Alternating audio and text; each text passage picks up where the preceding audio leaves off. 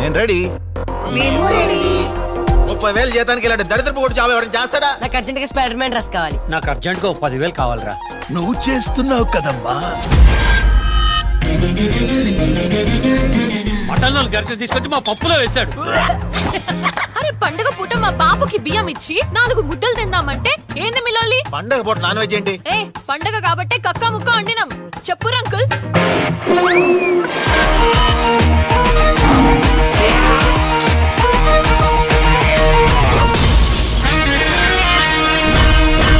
Escort తో ship లో వచ్చినా సరే, ఫైరింగ్ చేస్తూ ఫైటర్ జెట్ లో వచ్చినా సరే, 24/7 నేను రెడీ.